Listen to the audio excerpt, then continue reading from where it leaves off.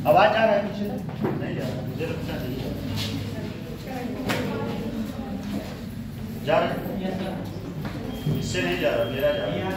आवाज आ रही है? चाहे हम इससे बोले चाहे उससे बोले, बात तो एक ही है। चलिए, आज आपका उत्तर प्रदेश, आज जो है उत्तर प्रदेश का एजुकेशन सिस्टम, शिक्षा।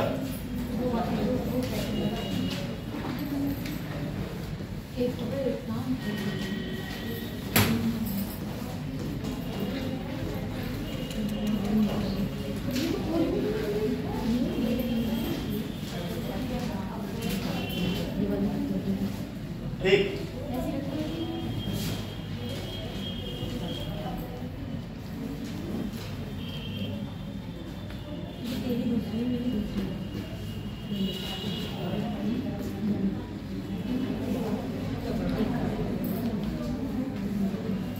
चलिए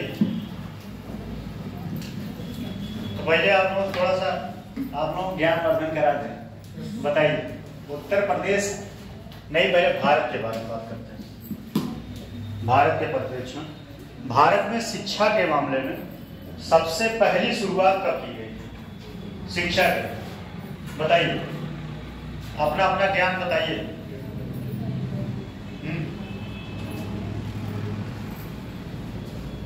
बताइए।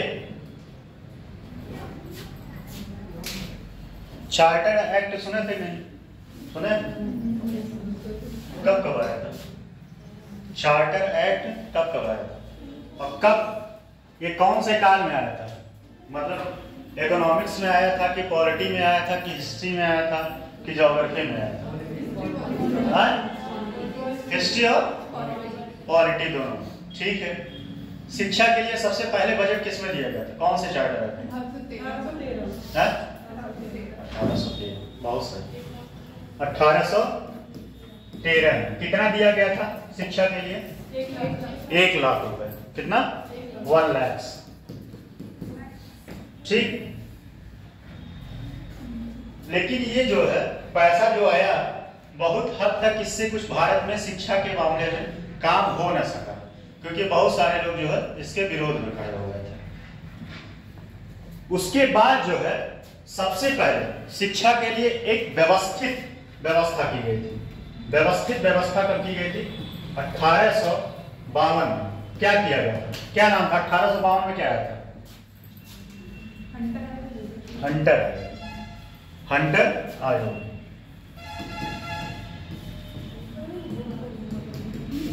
ठीक। हंटर आयोग ने उसके बाद ये रिपोर्ट कब दिया था? 54। उस रिपोर्ट का नाम क्या था? Wood dispatch. क्या नाम था? Wood dispatch.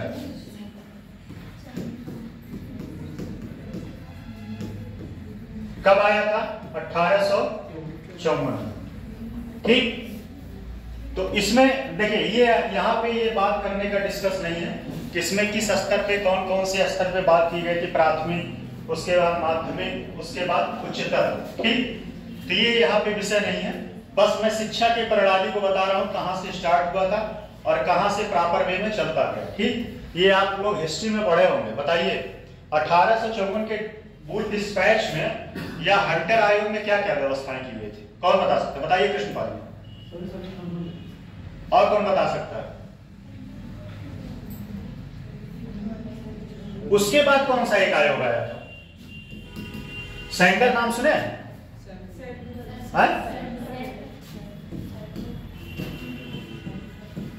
सैंडलसन या सैंडल। ठीक है, सैंडलसन। यह आया था आपका 1900 कब? 1900 कब? 1917 कि 19? हाँ वही सैंडल। 1917 कब आया था? ये लास्ट था। और आजाद भारत की पहली शिक्षा नीति कब आई थी? आजाद भारत में। ये सब अभी जो है औपनिवेशिक काल की बात चल रही है। कब की? औपनिवेशिक। अभी जो है भारत की औपनिवेशिक काल की बात चल रही है, ठीक।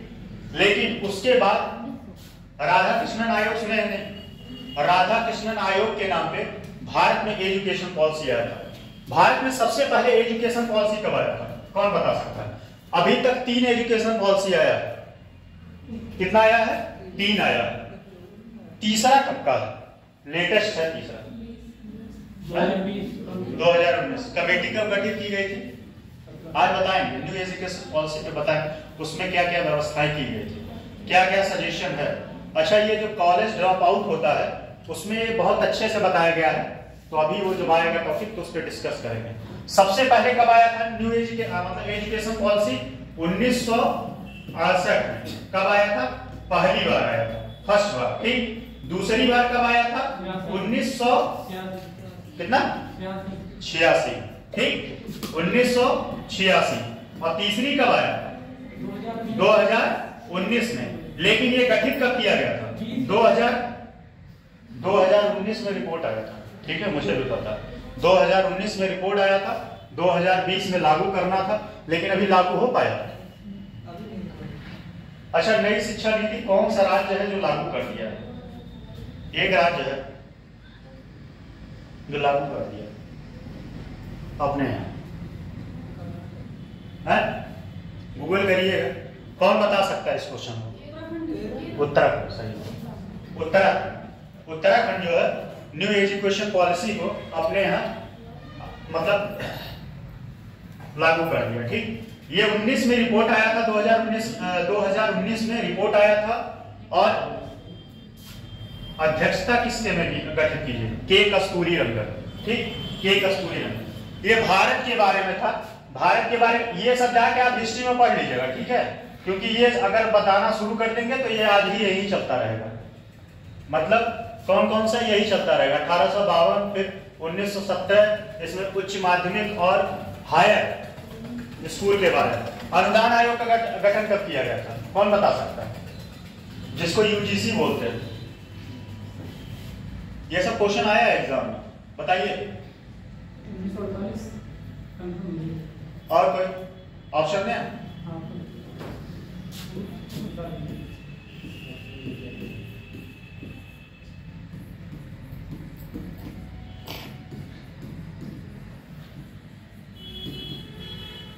बताइए, इसमें से कोई सही है?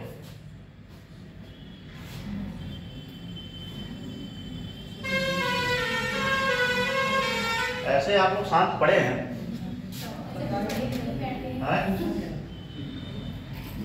ऐसे शांत पड़े हैं।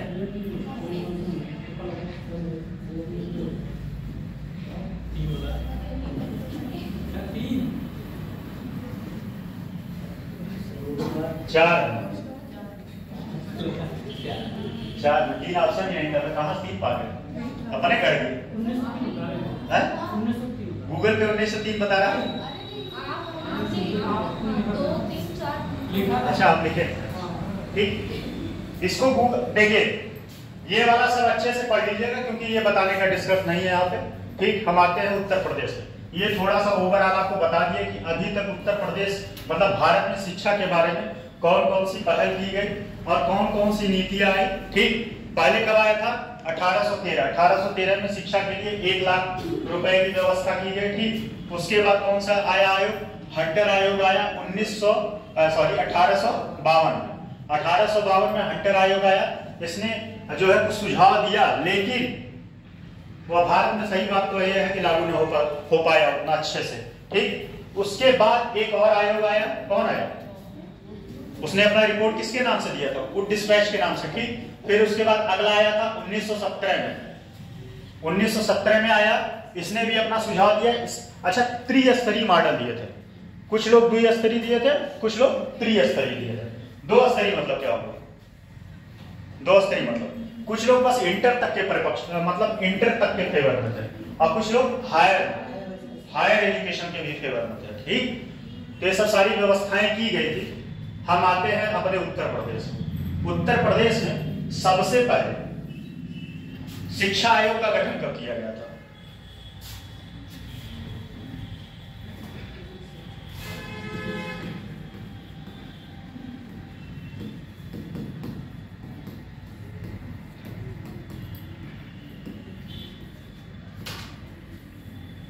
इसके लिए बहुत सारे लोग तैयारी करते रहते हैं। टीजीटी पीजीटी का एग्जाम वही कंडक्ट कराता है, इलाहाबाद में है? कब गठन किया है?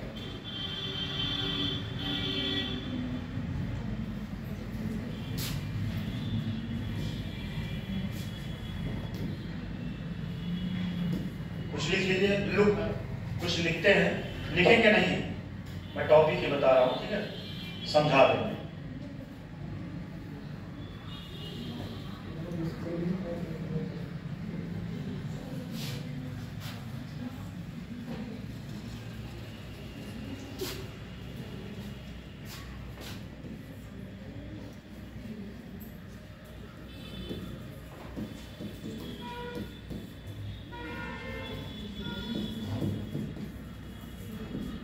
जुलाई 1972, ठीक है, 25 जुलाई 1972 में जो है उत्तर प्रदेश शिक्षा आयोग का गठन किया गया था, जिसके ऊपर जिम्मेदारी होती है टीचरों की नियुक्ति करना। टीचरों की नियुक्ति करना, बोर्ड का मार्कशीट आपका यहीं से बनता है, यूपी बोर्ड से। अगर आप किससे, अगर आप यूपी बोर्ड से हैं तो बोर्ड की मार्कशीट आपकी यहीं से बनती है।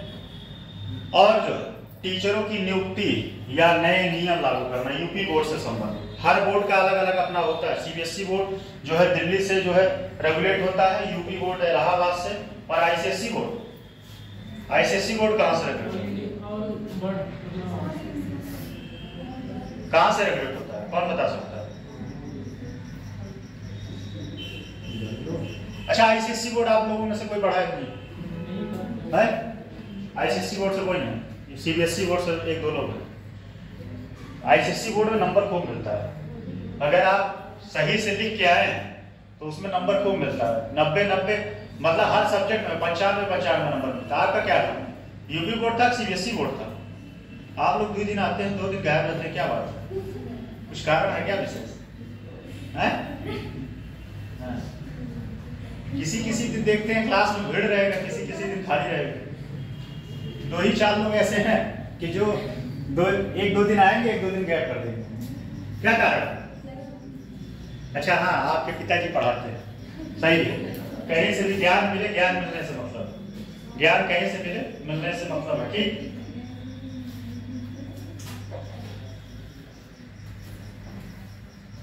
उत्तर प्रदेश का जो है 25 जुलाई 1972 में शिक्षा आयोग का गठन किया गया था, ठीक है। इस शिक्षा आयोग के माध्यम से टीचरों की नियुक्ति की जाती है और टीचरों और जो है बच्चों के लिए सिलेबस तैयार किया जाता है। क्या? यूपी बोर्ड का, सीबीएसई बोर्ड की बात नहीं कर रहा। लेकिन अब जो है पूरे भारत में एनसीईआरटी पढ़ाया जा रहा है। अच्छा, एनसीईआरटी पे फोकस क्यों है? वैसे नियम तो यह है कि एक देश एक सिलेबस होना चाहिए, वन नेशन वन सिलेबस। सबसे बेहतरीन अगर माना जाता है तमिलनाडु बोर्ड। अगर आप लोग भी तैयारी कर ही रहे हैं सीरियस से, तमिलनाडु बोर्ड का जो है बोर्ड का किताबें जरूर पढ़िएगा। उसमें जो है मतलब कुछ ज्यादा एक्स्ट्रा फैक्ट दिया रहता है और कॉन्सेप्ट भी दिया रहता है तमिलनाडु बोर्ड का। कुछ किताबें आती हैं मार्केट में, आप चाहें तो उसको उससे भी पढ़ के काम चला सकते हैं, जिसमें तमिलनाडु बोर्ड का जो है चीजें ऐड किया रहता है उसमें। इसमें क्या क्या पहल किया गया, पहल के बारे में देख लीजिए। मैं समझा दूंगा, टेंशन ना लीजिए, समझाने को बताएंगे, उसके बाद जब आप लोग कहेंगे तो लिखवा देंगे। लिखना नहीं होगा तो ये बता दीजिएगा, ठीक है, अगर नहीं भी लिखना होगा। पहला इसमें है समग्र शिक्षा अभियान।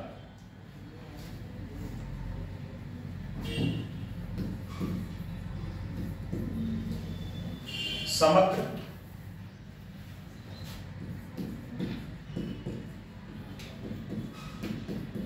शिक्षा अभियान।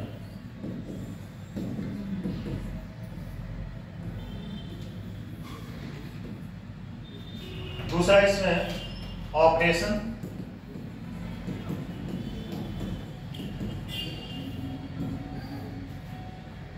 ऑपरेशन कायाकल्प।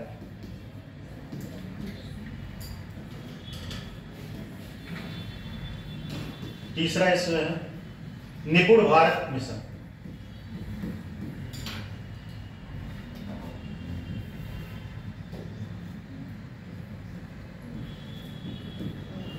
निपुण भारत मिशन। चौथा है इसमें पीएम श्री योजना।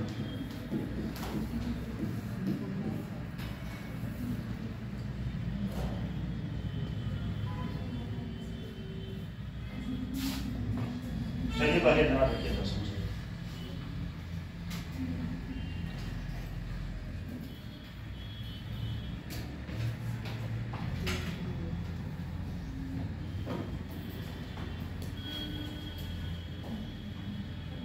आप तो सोच रहे हैं क्या चले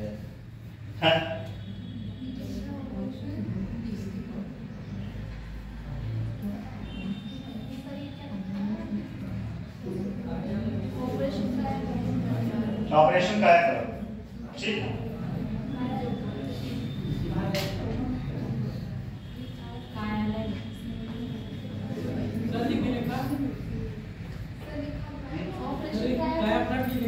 कायाकल्प, ऑपरेशन काया कल्प, सही तो लिखे हैं भाई, काया।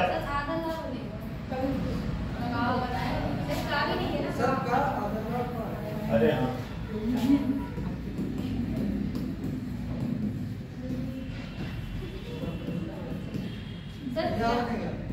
अरे पता है भाई, गलती हो गया। हिंदी साहित्य मेरा ऑप्शनल है, ठीक है, गलती हो गया लिख दिए।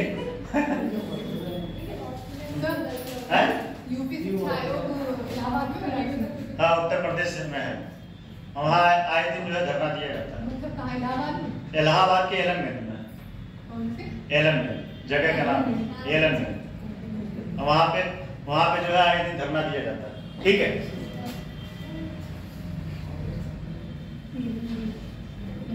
पहले इसमें समग्र शिक्षा में लिखिए जरा, प्री से लेके 12वीं तक, प्री से लेके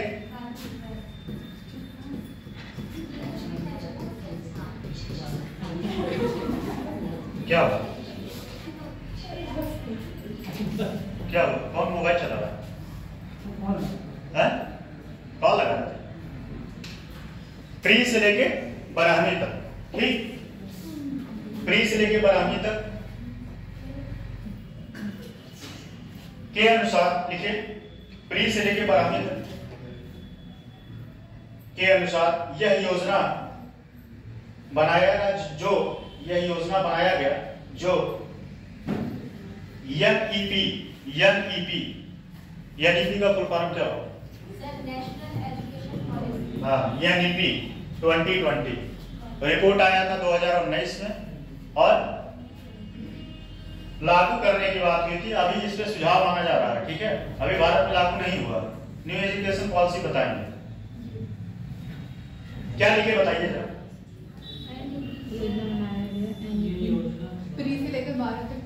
प्री से लेके 12 तक एनईपी 2020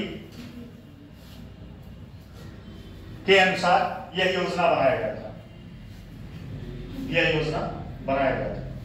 अब समझिए इसमें क्या है यह योजना।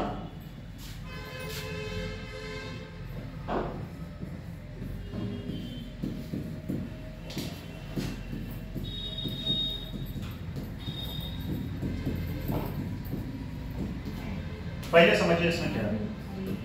पहली बात तो इसमें जो है समग्र शिक्षा अभियान, इसमें सारे जितना भारत में एजुकेशन सिस्टम प्रणाली चल रहा है सबको समराइज करके सारे पे एक समूह तरीके से, मतलब पूरा कंप्लीट फोकस करना, उस पर बजट तैयार करना, टीचरों को, और टीचरों को स्किल करना। सबसे बड़ी बात क्या है कि टीचरों को स्किल करना, नए टेक्नोलॉजी से जो है अपग्रेड करवाना, शिक्षा में नई नई व्यवस्थाएं करना, जिससे बच्चे, जैसे बहुत सारे लोग, हम ही को देख लीजिए, बहुत सारे लोग ऐसे हैं कि जो इंटरनेट से उतना फ्रेंडली नहीं है। एआई के बारे में बहुत सारे लोग नहीं जानते हैं। एआई के बारे में वैसे जानना भी चाहिए। एआई जो है भारत में आने वाले समय में वरदान हो सकता है, लेकिन अभिश्राप भी हो सकता है। वरदान तो होगा ही, लेकिन अभिश्राप भी होगा। तो इस समग्र शिक्षा अभियान, बात समझिए, समग्र शिक्षा अभियान में सबसे ज्यादा फोकस जो है टीचरों पे किया गया था, टीचरों को अपग्रेड करने के लिए। टीचरों को अपग्रेड करने का मतलब यह है कि जैसे आज भी देखिए प्राइमरी स्कूलों में, अच्छा कभी आप लोगों ने सोचा कि प्राइमरी स्कूल के टीचर इतना सैलरी पाते हैं, ठीक है, लेकिन वहीं प्राइवेट स्कूल के टीचर कम सैलरी पाते हैं, तब भी जो है वहां के बच्चे ज्यादा योग्य होते हैं, और योग्य नहीं होते हैं वो रट्टू तोता होते हैं। सही बात है। मेरे हिसाब से सबसे बेहतरीन पढ़ाई, मैं खुद भी पढ़ाया हूँ, बेहतरीन पढ़ाई केंद्रीय विद्यालय में होता है। वहाँ जो है प्रैक्टिकल तरीके से पढ़ाया जाता है। 6 तक का मैथ इतना बेहतरीन है कि वहाँ रटने वाला कोई चीज है ही नहीं। अगर आप केंद्रीय विद्यालय, नवोदय विद्यालय से पढ़ते हैं तो आपका दिमाग जो है रटने वाला नहीं रहेगा, कॉन्सेप्ट वाला रहेगा। और जो ये प्राइवेट स्कूल होते हैं ये रटवाना शुरू करते हैं, बच्चों को वर्डन देते हैं, और रटने वाला ज्ञान बहुत ही खतरनाक होता है। ठीक है, अगर आपके पास समझ है तो आप जीवन में कुछ भी अच्छा कर लेंगे, लेकिन अगर आप रटे हैं तो फिर जीवन में कुछ नहीं कर पाएंगे। रटने का मतलब ये है क्वेश्चन थोड़ा सा इधर उधर घुमा के पूछा, फिर नीलवट्टे सन्नाटा हो जाएगा है। तो इसमें जो है टीचरों के साथ साथ बच्चों को भी अपग्रेड करना, बच्चों को नए नए टेक्नोलॉजी से क्या करना, अवगत कराना, नए नए टेक्नोलॉजी से अवगत कराना, और उनको नए नए तरीके से, नए नए एडवांस तरीके से पढ़ाई को रोचक बनाना, जैसे दिल्ली में किया जाता है। दिल्ली में जो है सरकारी स्कूलों में एक समय जो है दिल्ली के सरकारी स्कूल में ज्यादा बच्चे हो रहे थे। वहां के जो प्राइवेट स्कूल थे वहां से लोगों निकाल के अपने बच्चों को जो है सरकारी स्कूलों में डाल रहे थे, क्योंकि वहां पे जो है, अच्छा उस टाइम जो है वहां के शिक्षा मंत्री कौन थे दिल्ली में? मनीष सिसोदिया, और उसका न्यूयॉर्क टाइम्स में नाम भी निकला। उसी के चक्कर में तो उसको ले जाके घुसा दिए वहां है। एक्चुअली क्या है, उसका जो है न्यूयॉर्क टाइम्स में निकला था दिल्ली का शिक्षा मॉडल। तो दिल्ली का शिक्षा मॉडल, बातें यहीं से संबंधित हैं, हम ऐसा कुछ नहीं बता रहे हैं। दिल्ली का शिक्षा मॉडल जो था बहुत नए नए टेक्नोलॉजी को यूज कर रहा था। ठीक है, बच्चों को नए नए तरीके से पढ़ाया जा रहा था कि वो ज्यादातर फोकस ना करें, रटने पे फोकस ना करें। और हमारी नई शिक्षा नीति भी यही है, इस पे रटने पे फोकस ना करें। अगर आप कोई चीज समझते हैं तो चीजें हमेशा के लिए रहता है, लेकिन अगर आप रटे रहते हैं तो रटना तभी तक वो प्रभावी रहता है जब तक आप रट रहे हैं। ठीक, जैसे मान लीजिए रटने का मतलब ये समझिए, कोई आपको बता दिया कार चलाना, ठीक, कार के बारे में बता दिया, कार का पूरा थ्योरी पढ़ा दिया आपको, फर्स्ट गियर ऐसे लगता है आगे बढ़ता है, फिर एक्सीलेटर को इतना स्लो इतना डाउन करना है, स्टीयरिंग को ऐसे पकड़ना है। ठीक, थ्योरी आप रट लिए, आपको कार में बैठा दिया गया, जाओ भैया कार लेके, क्या होगा, स्थिति क्या होगा, ले जा कहीं ठोक देंगे। लेकिन अगर वही चीज को प्रैक्टिकल करके बताया जाए, कोई एक गाइडर हो जो आपके बगल में बैठा हो, वो बताए कि आपको किस तरीके से जो है कार को चलाना है, तब ज्यादा बेटर आप समझ पाएंगे कि थ्योरी को ज्यादा समझ पाएंगे। तो यही चीज किया जा रहा था कि जो स्कूल है उसको नए नए तरीके से प्रैक्टिकल करके बच्चों को जो है फ्रेंडली बनाया जाए, जिससे शिक्षा या सिलेबस उनके ऊपर बोझ का काम ना करे। बात समझ में आई? समझ में आ गई? अगला है ऑपरेशन कायाकल्प। उसी के आगे ये भी कहानी है। ऑपरेशन कायाकल्प, कायाकल्प का मतलब यही होता है, जैसे आप लोग सुने होंगे ना, इनका कायाकल्प हो गया। कायाकल्प का मतलब क्या होता है? पुनरुत्थान। जैसे कोई चीज चल रहा है वर्तमान में, उसको और अपग्रेड करना। ठीक है, और अपग्रेड करना। अभी नई शिक्षा नीति में क्या हुआ? नई शिक्षा नीति में यही किया गया है, जैसे भारत जो है अपने जीडीपी का बहुत कम खर्च करता है, लेकिन सबसे खुशी की बात यह है कि भारत जो है जीडीपी का 2-3 देशों से आगे है। 2-3 देशों का नहीं, वैसे भारत का स्थान 134वें नंबर पे एजुकेशन पे खर्च करने। लेकिन इसमें खुशी की बात यह है कि भारत जो है जापान और चाइना और पाकिस्तान से आगे है अपने जीडीपी का खर्च करने। तो भारत इसी में अपना पीठ जो है थपथपाता रहता है कि हम तो इन देशों से ज्यादा खर्च करते हैं। लेकिन ऐसा तभी तो आप 134वें स्थान पर हैं, तभी तो आप स्थिति वही है। भारत जो है R&D में नहीं खर्च करता। R&D मतलब जानते हैं, रिसर्च एंड डेवलपमेंट। इसीलिए भारत में नोबेल प्राइज नहीं मिल रहा है। भारत में जो है नोबेल प्राइज न मिलने का सबसे बड़ा कारण यही है कि यहाँ रिसर्च और डेवलपमेंट पे ज्यादा खर्च ही नहीं होता है। नए नए टेक्नोलॉजी के लिए आप जो है बजट ही नहीं देंगे। अभी यहाँ पे सोचा जाता है कि कितने कम पैसे में कोई जो है मिशन को सक्सेस कर लिया जाए। सबसे ज्यादा फोकस होता है बजट पे, और सारे चुनाव में इतना पैसा खर्च होगा, लाखों करोड़ों अरबों। लेकिन वहीं जब रिसर्च की बात होगी, शिक्षा की बात होगी, तो वहां नहीं खर्च करना चाहिए। इसके पीछे सच बताएं तो बहुत बड़ा लॉजिक होता है, लेकिन वो लॉजिक यहाँ बोलने लायक नहीं। ठीक, लॉजिक बहुत भयंकर है। और ये बात चाणक्य ने भी बोला था। चाणक्य ने भी कहा था कि जिस देश की जनता जागरूक होगी, उस देश के राजा को सरवाइव करना टफ हो जाएगा। है क्यों टफ हो जाएगा? सो रहे हैं, क्यों टफ हो जाएगा? समस्या क्यों बढ़ेगा? जनता अवेयर रहेगी, अपने अधिकार जानेगी, हमेशा राजा से क्वेश्चन करेगा, राजा से क्वेश्चन करेगा, तो फिर क्या होगा, राजा समस्या में आएगा। और जिस देश की जनता जो है अवेयर नहीं होगी, मौनी बाबा की तरह बैठे रहे, यही आम है यही घास, जैसे आप ही लोगों को कुछ भी बता दिया जाए, मगन है सुनने में, ठीक मगन है, लेकिन हम गलत नहीं बताते, ये इतना भरोसा रखिए, ठीक है, गलत चीजें नहीं बताते, ना तो आपके साथ धोखा करते हैं ना तो खुद के साथ। तो मैं यहाँ खड़ा होता हूँ बहुत ईमानदारी के साथ खड़ा होता हूँ, पूजा करके आते हैं तो मैं यही सोचता हूँ कि भगवान मुझसे कभी ऐसा कोई चीज ना निकले कि आप लोगों का नुकसान हो। क्या बोल, कौन बोला भाई, बोल दीजिए बातें, हाँ ठीक है, चलिए ठीक है।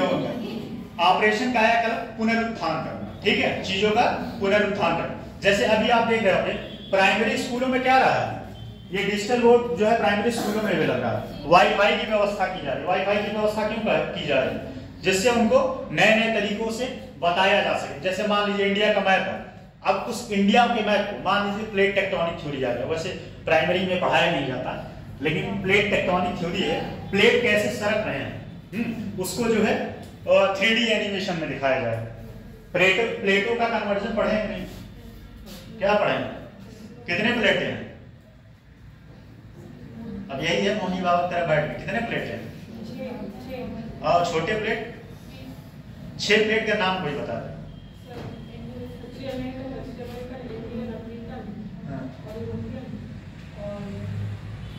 और 2 सागर महासागर में, चलिए ठीक है, अच्छी बात आपने बताया, बहुत सही बताया, ठीक है, छोटे प्लेट में। तो उसमें क्या होता है कि इसमें क्या है, प्रैक्टिकल करके 3D एनिमेशन के तहत उसमें दिखाया जाता है कि प्लेटें कैसे आपस में मर्ज कर रही हैं, तो उससे चीजें जो है ज्यादा विजुअलाइज होता है, ज्यादा दिमाग में आपके इमेज बनता है चीजें। तो इसीलिए वहां पे जो है प्रोजेक्टर जो भी होता है, प्रोजेक्टर की व्यवस्था की जा रही है, फिर उसके बाद जो है डिजिटल बोर्ड की व्यवस्था की जा रही है, वाईफाई लगाया जा रहा है प्राइमरी स्कूलों में, पंखा लगाया जा रहा है कि बच्चे गर्मी ना सहें। लेकिन आज भी भारत में जो है प्राइमरी स्कूल में बच्चे, अब तो बहुत सारे जगह जो है कुर्सी मेज की व्यवस्था हो गई डेस्क का, नहीं तो चटाई पे ही बैठते थे। सबसे दुर्भाग्य की बात यह है कि भारत में जो है प्राइमरी स्कूल के टीचर किसमें रहते हैं, ये आप लोग खूब रीत भी देख रहे हैं, प्राइमरी स्कूल के टीचर महलों में रहते हैं, और सरकारी स्कूल के टीचर महलों में रहते हैं, और प्राइवेट स्कूल के टीचर जो कि सबसे ज्यादा वर्क करते हैं, बेचारों का 5,000 6,000 सैलरी होगा, इससे ज्यादा नहीं, 10,000 पा जाएंगे, लेकिन काम बोझा भर के काम देते हैं, सुबह 8 बजे से लेकर और शाम 5 बजे तक वहीं लगाए रहेंगे। तो ये सब सारी व्यवस्थाएं की जा रही हैं जिससे जो है शिक्षा को उच्च स्तर तक ले जाया जा सके। जिससे एक और कारण, अभी भारत में जो है शिक्षा का रेशियो जो है, वैसे परसेंटेज की बात नहीं कर रहा, ध्यान दीजिएगा, 50% तक बढ़ाना है इसको, 50%, अभी 26 कुछ है, ठीक, साक्षरता दर की बात नहीं कर रहा, ध्यान दीजिएगा। भारत की साक्षरता दर कितना है, कौन बता सकता है? महाराज आप लोग क्या पढ़े हैं भाई, साक्षरता दर नहीं पता, बताइए साक्षरता है 73 और उत्तर प्रदेश का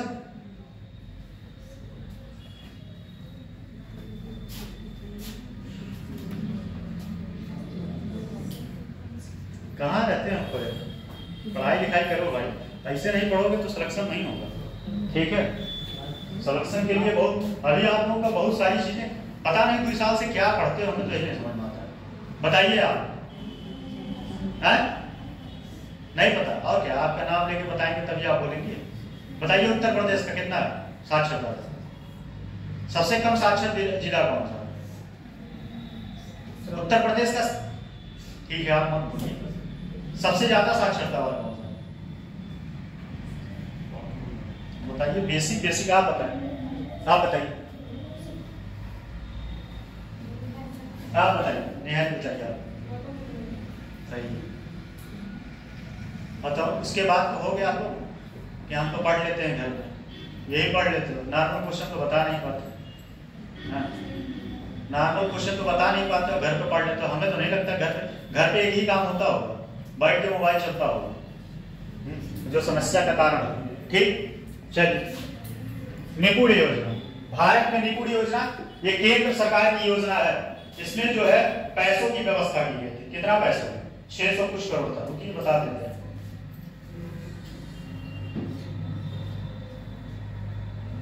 कल से अपना नोट्स लिखते हैं। ये सब सिस्टम बहुत खराब होता है, इसीलिए मैं यूज नहीं करता था सच में।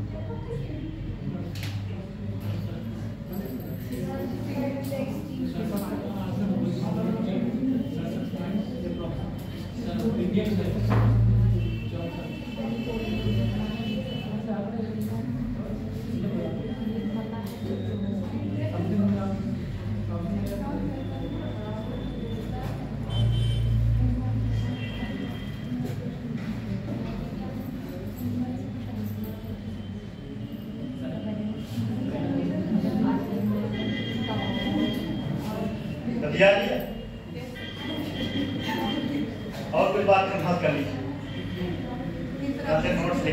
नोट्स लेके आएंगे सही रहता है। ये सब मेरे बस की बात नहीं है, पढ़ लेते हैं और रूम पे पढ़ लेते हैं। ये सब बहुत हमको झमेला वाला काम लगता है। रखे सब है फालतू के लिए, पैसा बर्बाद किया है।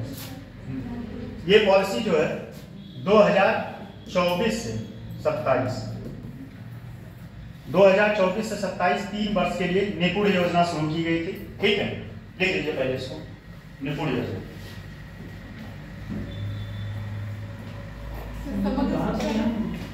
समग्र शिक्षा अभियान हमें बताया नहीं, इतना कहा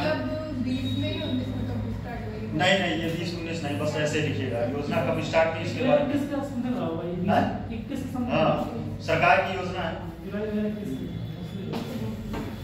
ऑपरेशन कायाकल्प में स्कूलों को जो है अपग्रेड करना।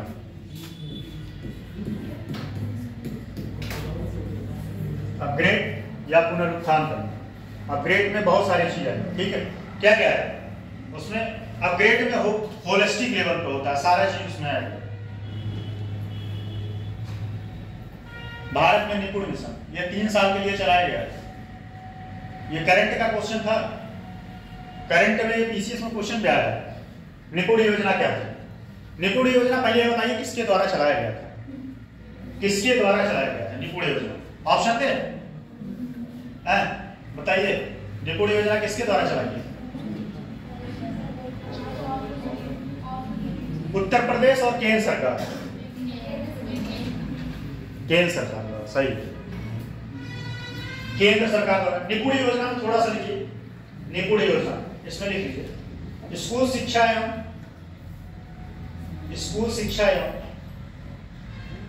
साक्षरता, स्कूल शिक्षा एवं साक्षरता विभाग। लेखपाल में बहुत सारे लोग इसलिए बाहर हो गए थे, जो योजनाएं पूछी थी सबसे ज्यादा उसका पूछ लिया किस मंत्रालय से आया था।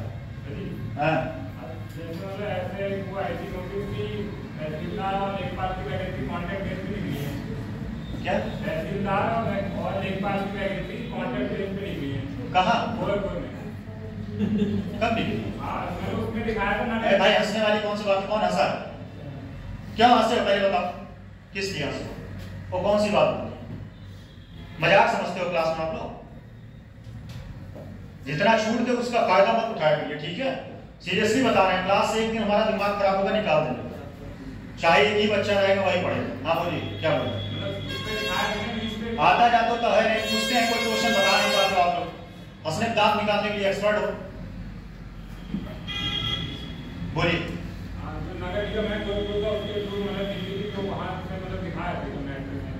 अच्छा, अभी लेकिन मुझे तो इसके बारे में बहुत सारे फर्जी विज्ञापन भी आते हैं। नहीं वो ये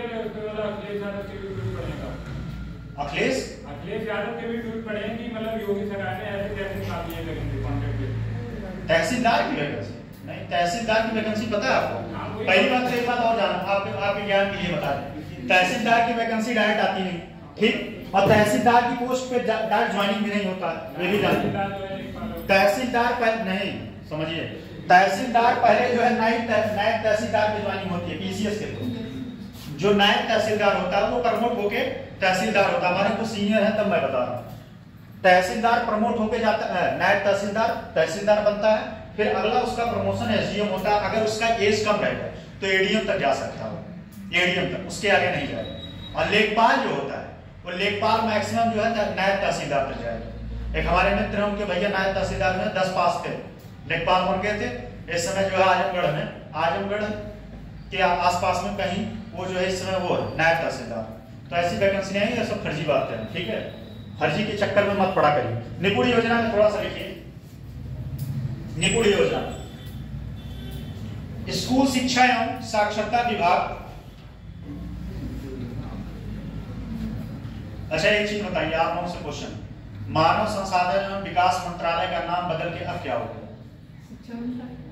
कब हुआ? और आप बताइए।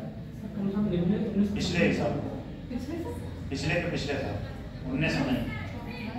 चलिए देखिए, स्कूल शिक्षा एवं साक्षरता विभाग, शिक्षा मंत्रालय, भारत सरकार द्वारा निपुण भारत मिशन के अंतर्गत, निपुण भारत मिशन के अंतर्गत, एक मिनट,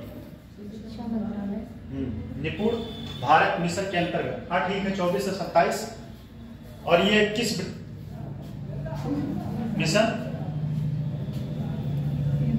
एक मिनट, 24 से 27 नहीं हुआ, 26 हो गया, 26 से 27 लीजिएगा। वित्तीय वर्ष 26 से 27 तक प्राथमिक कक्षाओं सार्वभौमिक मूलभूत साक्षरता और संख्या ज्ञान प्राप्त करने के लिए,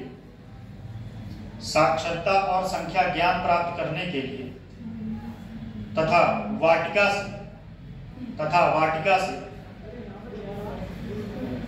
क्या होता है? आंगनबाड़ी जो चलता है, अगर आप नहीं लिख रहे, वाटिका आंगनबाड़ी जो है, अभी मुख्य सेविका का रिजल्ट है, किसी का था, आप लोग एमए किए, कितने लोग एमए हैं? सोशियोलॉजी से कोई एमए है? सोशियोलॉजी से नहीं, अभी रिजल्ट आया है मुख्य सेविका का, और बहुत कम कट ऑफ गया, 52 गया। वाटिका से कक्षा 3 तक सभी बच्चों में पढ़ने लिखने और संख्या ज्ञान में स्तर की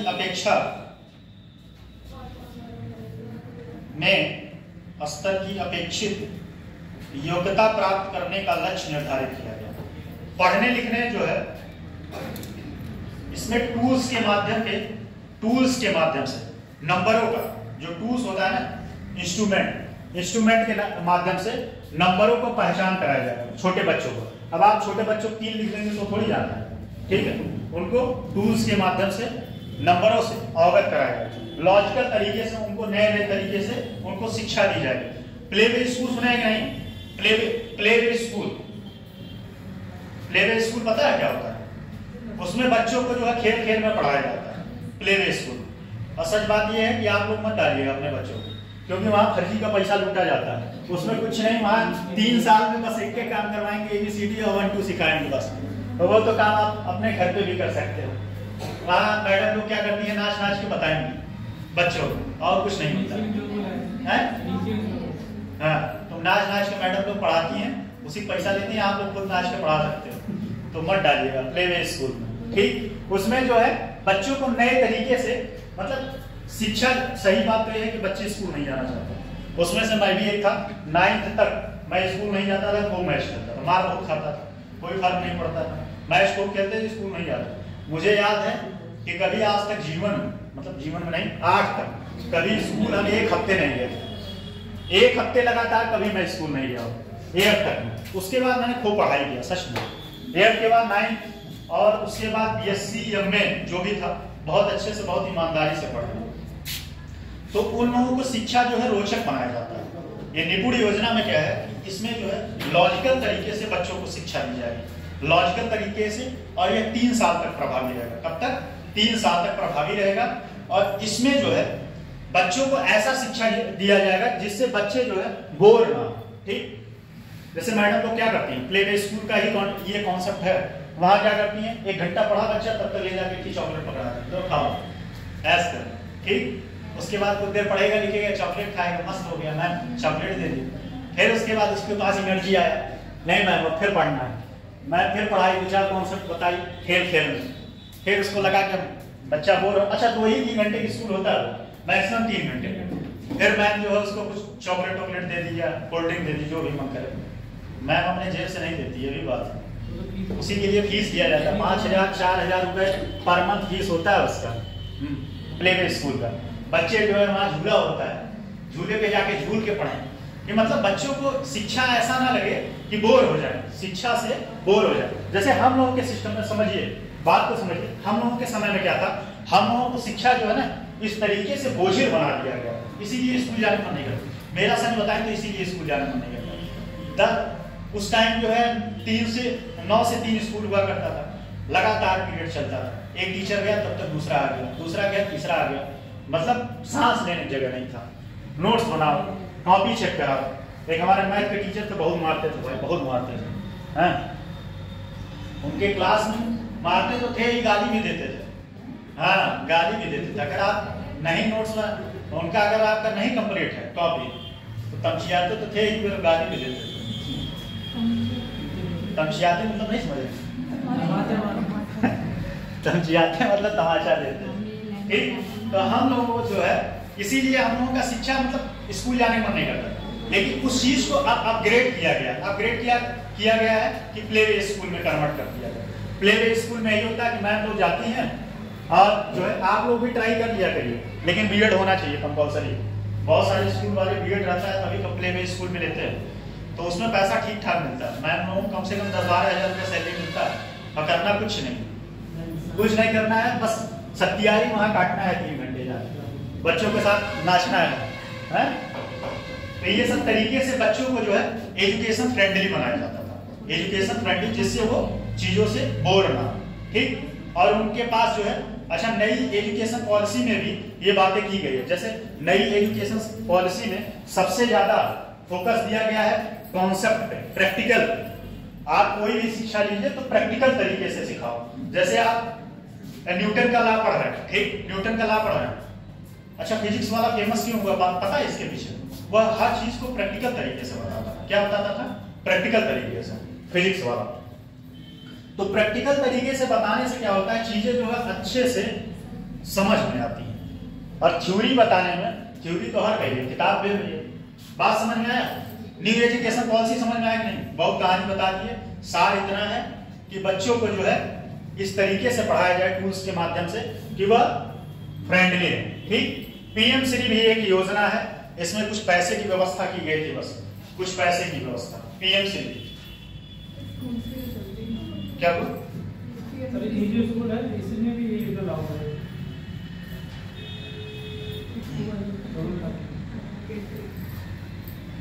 ठीक, लिख लीजिए इसमें विद्यालय, पीएम श्री विद्यालयों के लिए, विद्यालयों के विकास और उन्नयन, विद्यालयों के विकास और उन्नयन केंद्र सरकार की पीएम श्री, ब्रैकेट में लिखिएगा, प्रधानमंत्री school for the rising India, विद्यालयों के विकास, विद्यालयों के विकास और उन्नयन। उन्नयन मतलब जानते हो, आगे की तरफ बढ़ना। उन्नयन कौन कौन सा होता है? मैथ का कॉन्सेप्ट है, कोई बता सकता है? कैसे सीसेट पास हो गया आप? तो मैथ अच्छे से पढ़ा, बताइए उन्नयन को। मैथ्स, बीएससी एमबीए मैथ्स से। अरे भाई सीएससी बीएससी मैथ्स में, उसमें हंसने वाली बात नहीं है। उन्नयन लिख लिए। हेतु केंद्र सरकार की PM Shri, PM Shri bracket में लिखिएगा, प्रधानमंत्री school for the rising India, प्रधानमंत्री school for the rising India नामक योजना के, नामक योजना को प्रदेश में, नामक योजना को प्रदेश में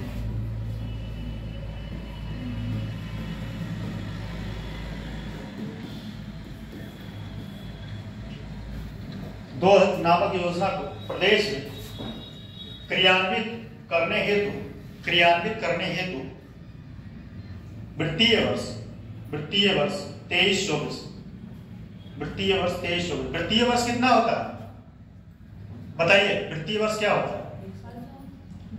एक वित्तीय वर्ष कब से स्टार्ट होता है, कब एंड होता है? 31 मार्च। अच्छा, आरबीआई का वित्तीय वर्ष कौन होता है, कब से स्टार्ट होता है? हाँ, कौन बता सकता है? जुलाई से। देखिए 2023-24 में 510 करोड़ रुपए, लिख लीजिए 510 करोड़ रुपए, 510 करोड़ रुपए की व्यवस्था की गई। इस योजना के तहत उत्तर प्रदेश में 1753 विद्यालयों का उन्नयन किया जाना है। इतने स्कूल जो है सेलेक्ट हुए थे, ठीक है। एक योजना और लिख लीजिए, उसके बारे में हम समझा देंगे। कस्तूरबा गांधी बालिका विद्यालय, समझ लीजिए क्या है, पहले लिख लीजिए योजना तो मैं बताता हूँ। कस्तूरबा गांधी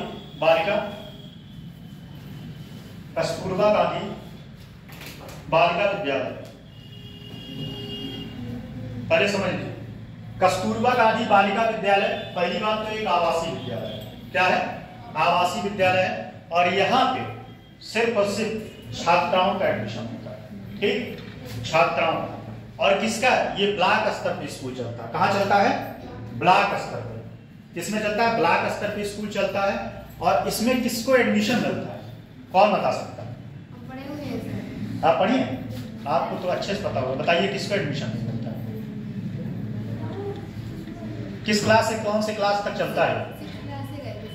6 क्लास से 8 तक, और 8 के बाद तो होता भी नहीं है, 8 के बाद होता नहीं, 6 से।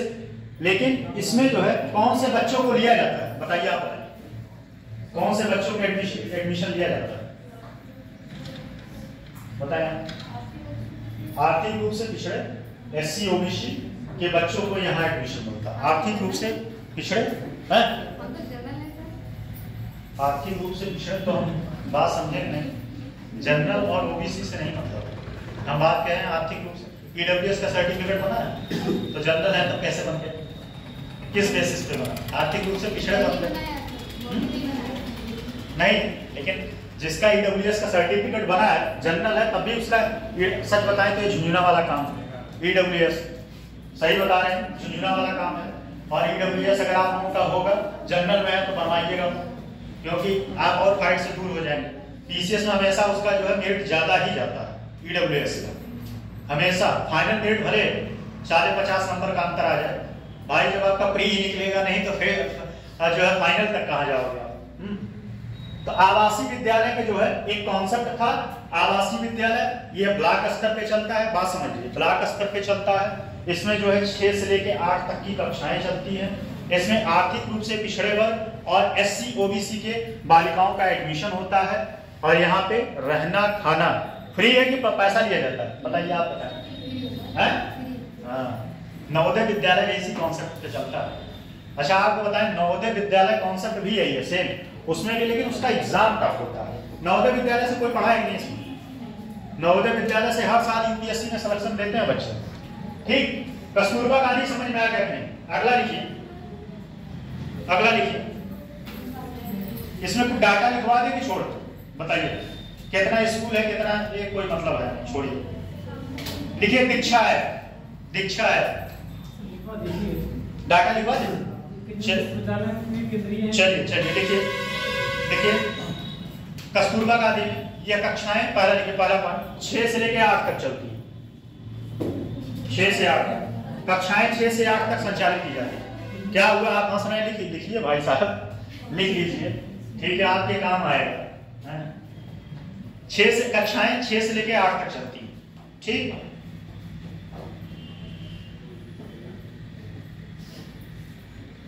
ठीक है। भारत सरकार से प्राप्त, देखिए अगला पॉइंट इसमें, भारत सरकार से प्राप्त स्वीकृति के क्रम में 446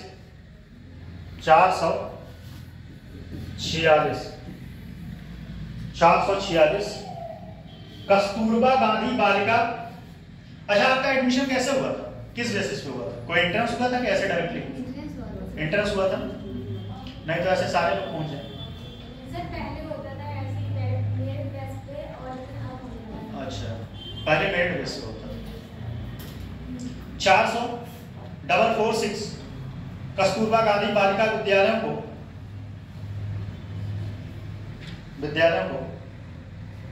ये बात समझ लीजिए यहाँ, पहले जो है कितना चलता था, 6 से लेके 8, लेकिन अब उसको थोड़ा सा और बढ़ाया गया है। अब जो है कहाँ तक हो गया, 9 से लेके 12 तक। अच्छा, कस्तूरबा गांधी विद्यालय में जो टीचर होते हैं वो सरकारी होते हैं, प्राइवेट होते हैं? हाँ, मानदेय पे आते हैं, और उसमें बीएड वाले होते हैं। आप लोग बीएड को किए रहिए, ट्राई करिए, लेकिन उसमें शायद मेल टीचर को नहीं लेते, फीमेल टीचर को लेते हैं। फीमेल टीचर को लेते हैं ना, केवल फीमेल टीचर नहीं, मेल जाके वहां का पूरा एकदम सिस्टम गड़बड़ कर देंगे ना। इसीलिए 9 से लेके, ठीक है, 9 से लेके 12 तक उच्च, 9 से लेके 446 कस्तूरबा गांधी बालिका विद्यालयों को कक्षा 9 से लेके 12 तक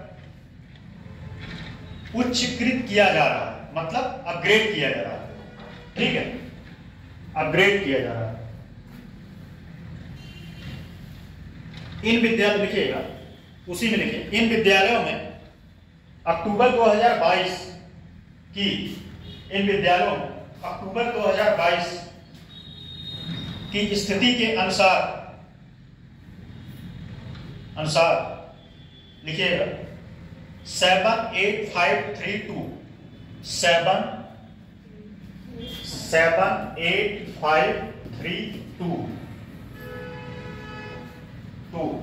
छात्राओं का नामांकित किया गया, छात्राओं को नामांकित किया गया। ठीक, अब पॉइंट अगला लिखिएगा इसमें। अच्छा, कुछ नगद भी मिलता था कि नहीं, बताइए, कुछ नगद मिलता था इसमें? मिलता था, ठीक है, मिलता है। अब वो आपको नहीं मिले वाली बात है। 100 रुपया टाई बेल्ट में मिलता था, 600 रुपया यूनिफॉर्म। लिख लीजिए, लिख लीजिए। वहीं लिखिए, वहीं टाई और बेल्ट के लिए 100 रुपए, टाई बेल्ट के लिए 100 रुपए तथा यूनिफॉर्म के लिए 600 रुपए प्रति छात्रा को भुगतान किया जाता था।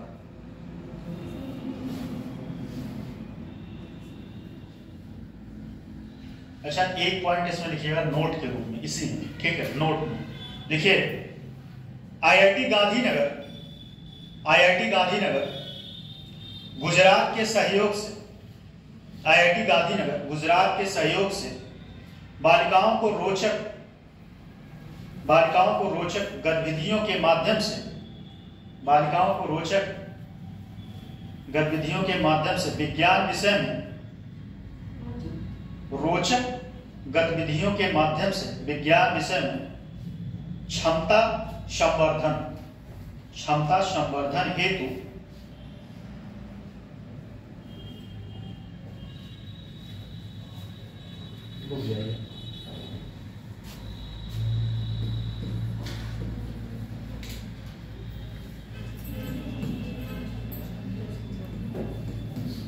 लिख लीजिए, क्यूरियोसिटी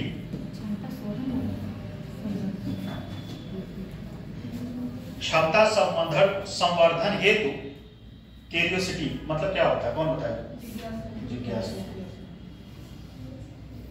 का कार्यक्रम संचालित किया जा रहा था, किसके सहयोग से?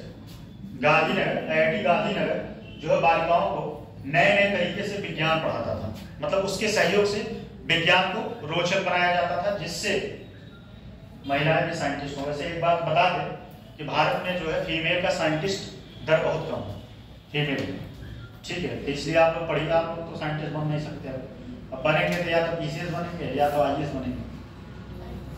मम्मी पापा लोग आप लोगों को जो है, अच्छा कितने लोगों के मम्मी पापा चाहते हैं कि आप आईएएस हो? अपनी चीजें आपके ऊपर थोप दी, ये बहुत इंटरेस्टिंग बात है। लोग कितने लोग ऐसे हैं कि जिसका यहाँ पे पढ़ने का मन नहीं था, वो अपनी इच्छा से नहीं, अपने पिताजी की इच्छा से। आप उठाए? कोई नहीं, सच में दिल पे हाथ रखिए, बोलिए, झूठ मत बोलिएगा, किडनी फेल हो जाएगा। हाँ सही। अब इससे बात इसलिए मैं पूछा हूँ, इसके पीछे लॉजिक था पूछने का, इसलिए पूछा हूँ, तब आपका मन लगेगा पढ़ने, दबाव में कोई काम होता है। ठीक है, देखिए दीक्षा है, दीक्षा है, दीक्षा है, दीक्षा है क्या है?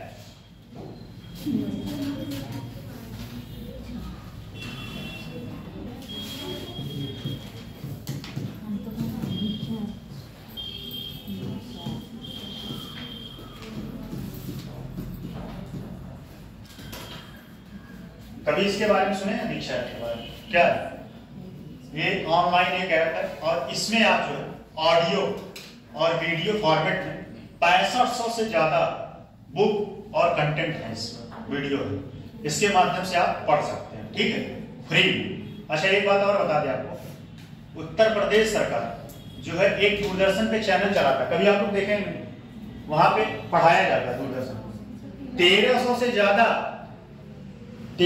से ज्यादा सब्जेक्टों, मतलब 1300 से ज्यादा कोर्स या सब्जेक्ट के बारे में उसमें बात होता है।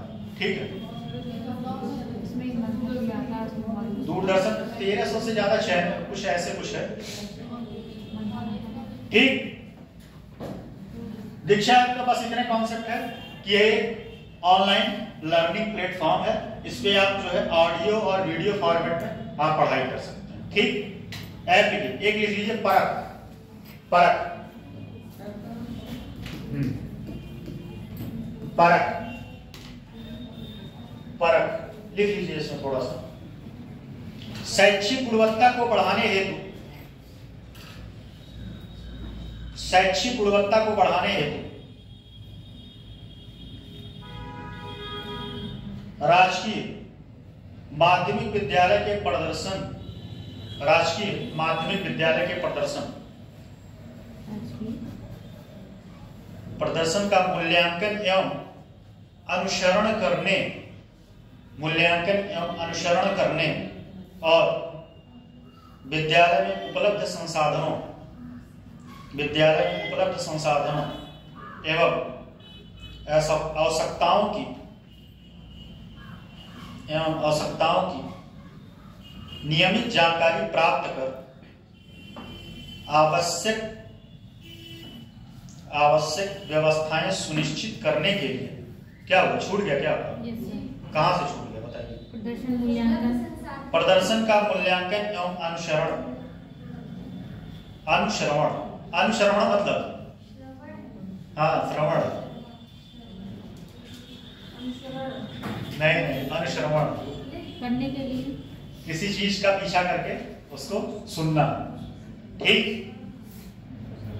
करने और विद्यालय में उपलब्ध संसाधनों, विद्यालय में उपलब्ध संसाधनों एवं आवश्यकताओं की नियमित जानकारी, एवं आवश्यकताओं की नियमित जानकारी प्राप्त कर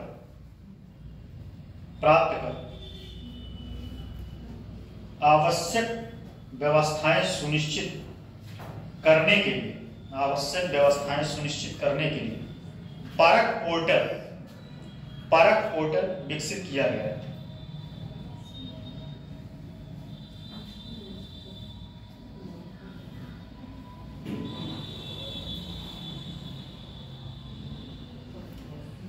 बस बेसिकली बात इसमें इतना है कि है सिर्फ और सिर्फ मतलब इतना समझिए, राजकीय जो विद्यालय है उसको मॉनिटरिंग करने के लिए, क्या करने के लिए?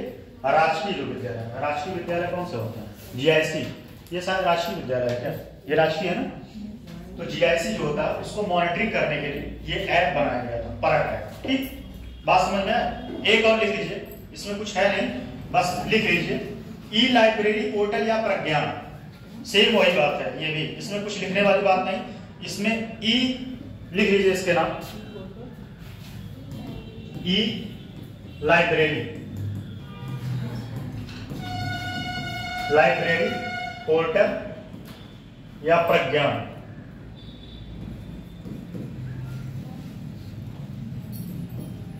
प्रज्ञान, ठीक। ये एक ऑनलाइन पोर्टल है, ठीक है। इसमें भी व्यवस्था वही है कि आप जाके ऑनलाइन जो है एनसीईआरटी की जितने एनसीईआरटी हैं आप इस पे जाके पढ़ सकते हैं। इसका यूज किया करिए कभी कभी, जैसे आप लोगों को रील देखने से फुर्सत मिले। व्हाट्सएप कितने लोग फेसबुक चलाते हैं? फेसबुक कितने लोग चलाते हैं?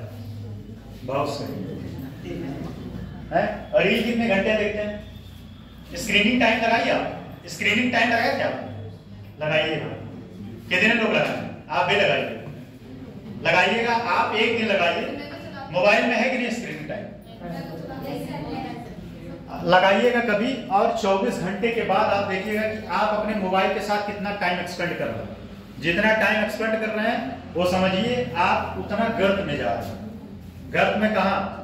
अपने भविष्य के गर्त में जा रहे हैं, अपने ड्रीम से दूर जा रहे हैं, ठीक। तो ई लाइब्रेरी प्रज्ञान ये एक पोर्टल है, इसमें जो आप जितनी एनसीईआरटी बुकें हैं आप पढ़ सकते हैं, ठीक है। उसके बाद अगला लिख लीजिए पहुंच पोर्टल, पहुंच, पहुंच,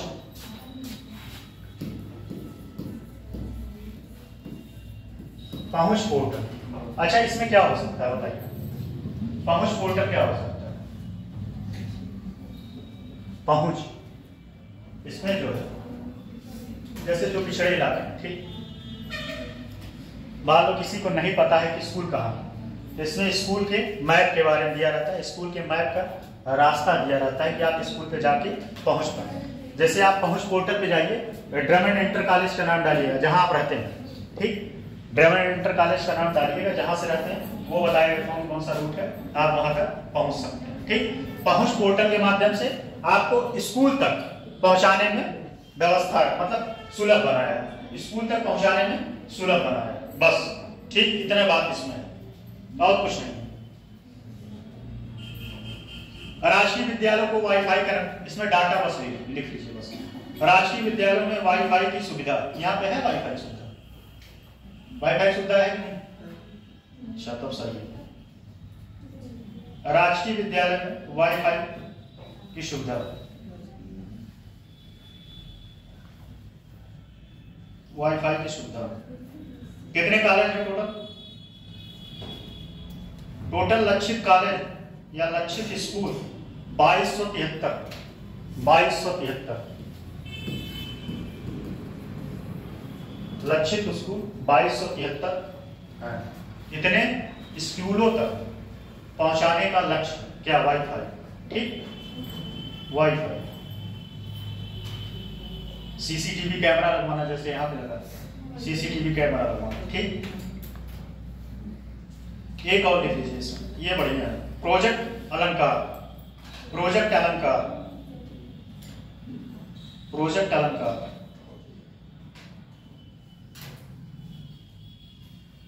पहले इसके बारे में समझिए। प्रोजेक्ट अलंकार विद्यालयों का चौतरफा विकास। चौतरफा विकास क्या होता है? किसी व्यक्ति का चौतरफा विकास क्या होता है? सर्वांगीण विकास। कौन बता सकता है? बताइए, आप बताइए। उसका हर तरफ से चौतरफा विकास मतलब ये होता है कि उसको हर चीज में एक्सपर्ट होना, जैसे शिक्षा में, खेल में, फिटनेस, ठीक। हर कुछ बोल रहा था कोई? शिक्षा में, खेल में, सारे एंगल से उसको विकसित, मतलब उसको एक्सपर्ट बनाना, जिससे पढ़ाई अच्छे से कर पाए, फिटनेस भी उसकी अच्छे से रहे। अच्छा, एक बात ध्यान दीजिएगा, आप लोग भी वर्कआउट किया करिए। फिटनेस अगर आपका सही रहता है, एक कहावत है ना, कहावत नहीं सही बात है, स्वस्थ मस्तिष्क में, स्वस्थ शरीर में स्वस्थ मस्तिष्क का विकास होता है। तो मतलब आपका शरीर अगर फिट रहेगा तो जो चीजें आप 4 घंटा में सीखते हैं उस चीज को आप 2 घंटे में सीख सकते हैं, ठीक है। कहने मतलब बस इतना है कि फिट रहिए, और चौतरफा विकास का मतलब यह है कि सब तरफ से उसको ट्रेंड करना। सब तरफ से। जैसे इसका एक एग्जांपल बता रहे हैं, जैसे मान लीजिए कोई ऑलराउंडर। ऑलराउंडर क्या होता है? ऑलराउंडर कितने लोग जानते हैं? जो मैच खेलते हैं वही लोग जानते होंगे। और बताइए, आप लोग जानती हैं ऑलराउंडर क्या? हाँ, ऑलराउंडर क्रिकेट में होता है, उसमें जो है वो बैटिंग भी कर लेता है, बॉलिंग भी कर लेता है, फील्डिंग भी कर लेता है। कोई ऑलराउंडर है इसमें? ऑलराउंडर कौन है भाई? आप बताइए। मैच खेल लेते हैं? नहीं, मैं नहीं खेलता कभी नहीं खेलते। तब आप जीवन में एक चीज बहुत बड़ा मिस कर दिया। क्या बताएं, मैच खेलना चाहिए। ठीक,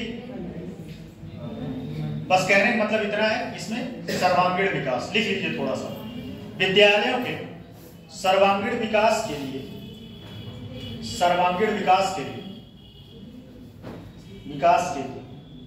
विद्यालय में मूलभूत अवस्थापना एवं पाठ्य सामग्री, मूलभूत अवस्थापना एवं पाठ्य सामग्री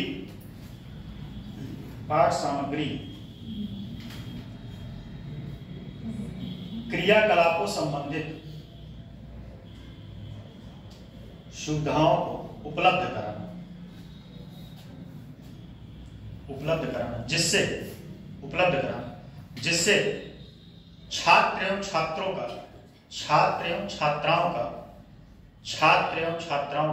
चौतरफा विकास हो, ठीक है। चलिए, हो गया। अब लिख लीजिए, एक चीज और बता दे रहा है थोड़ा सा। उच्च शिक्षा, इसमें कुछ बताना नहीं है, बस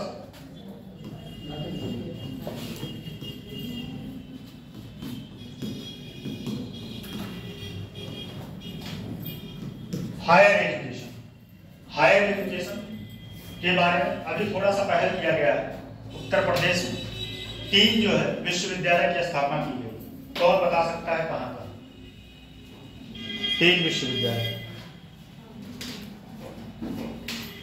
एक गोरखपुर, चलिए, और कोई? ये बुंदेलखंड में, और कोई जो बताए आप दोनों शब्द? बुंदेलखंड के बुंदेलखंड के जिला में कोई नया विद्यालय बन रहा है। देखिए, एक सहारनपुर, एक आजमगढ़ और एक और सहारनपुर, आजमगढ़। सहारनपुर में शाकंभरी देवी, क्या नाम है? शाकंभरी देवी, ठीक। और एक है राजा महेंद्र प्रताप। राजा महेंद्र प्रताप का स्थापना कहाँ की है? नहीं, आजमगढ़ में दूसरा।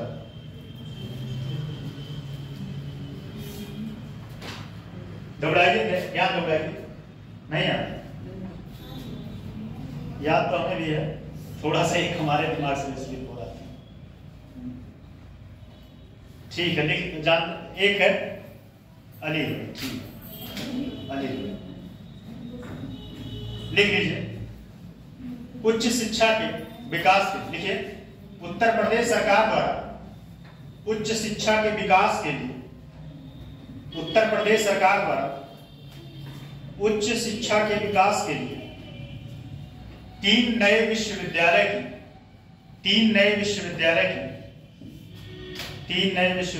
की स्थापना किया जा रहा है, जिनमें राजा महेंद्र प्रताप राज्य विश्वविद्यालय अलीगढ़, राजा महेंद्र प्रताप विश्वविद्यालय अलीगढ़, मां शाकंभरी देवी, पहला ये हो गया, राजा महेंद्र प्रताप राज्य विश्वविद्यालय अलीगढ़। दूसरा मां शाकंभरी, लिख लेंगे कि लिख दें? शाकंभरी देवी विश्वविद्यालय सहारनपुर, एक और, एवं एक कौन है, बता सकती हैं आप नाम? कुछ है नहीं। देवी तो बता ही दिए, देवी नहीं, नहीं दूसरा देवी नहीं देवता है, देवी नहीं देवता है। सुहेल देव, सुहेल देव लिख लीजिएगा, महाराजा सुहेल देव। सुहेल देव विश्वविद्यालय आजमगढ़, विश्वविद्यालय आजमगढ़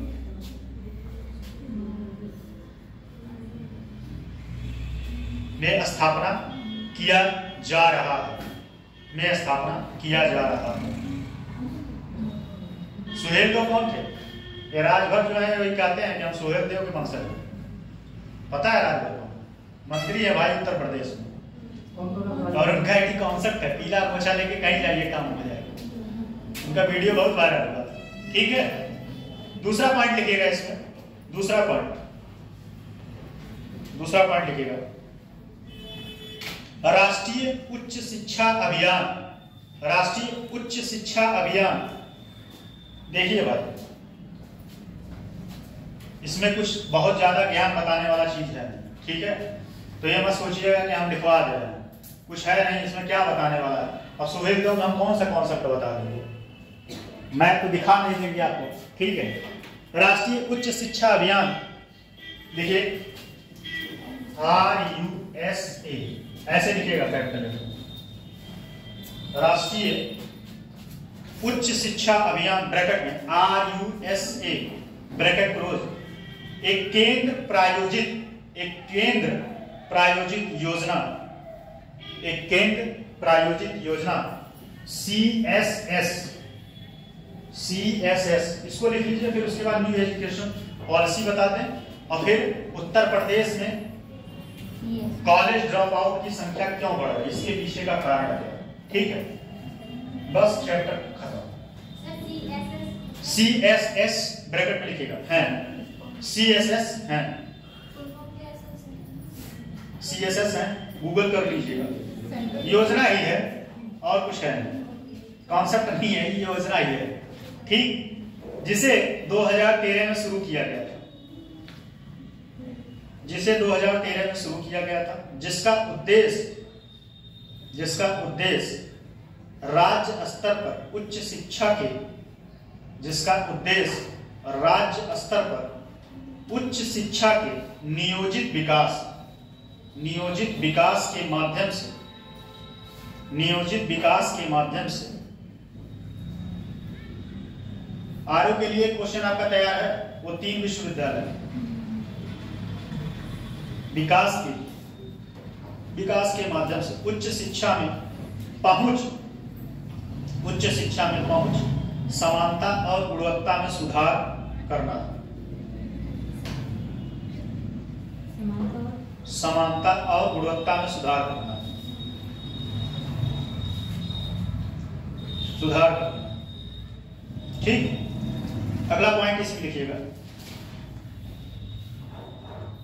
उत्तर प्रदेश के तहसील ऑब्लिक ब्लॉक स्तर पर, उत्तर प्रदेश में तहसील ऑब्लिक ब्लॉक स्तर पर संचालित राजकीय विद्यालयों में ई लर्निंग पार्क, ठीक है। उत्तर प्रदेश के तहसील ऑब्लिक ब्लॉक, ऑब्लिक मतलब ये वाला, ठीक, हाँ, ऑब्लिक ब्लॉक स्तर पर संचालित राजकीय महाविद्यालयों में ई लर्निंग पार्क क्या होता है, कौन बता सकता है? ई लर्निंग पार्क क्या होता है? पार्क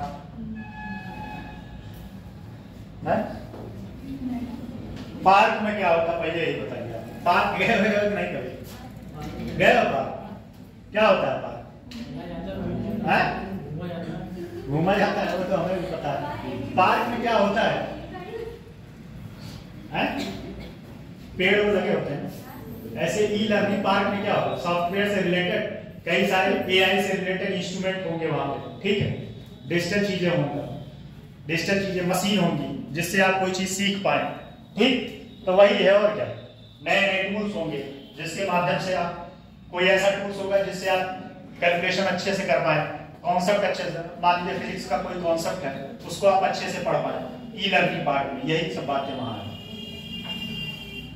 ई लर्निंग पार्ट विकसित किए जाने हेतु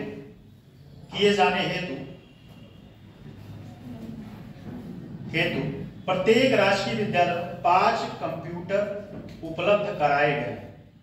5 कंप्यूटर उपलब्ध कराए गए। कंप्यूटर कितने लोग चला लेते हैं? उपलब्ध कराए गए। ठीक है, बस एक और लिख लीजिए इसमें। उत्तर प्रदेश में एक पॉइंट और, उत्तर प्रदेश में योगानुकूल सिद्धांतों, ये सब जो लिखवा रहे हैं कि कहीं मिले उलेगा नहीं, खोज डालिएगा। सही बता रहे,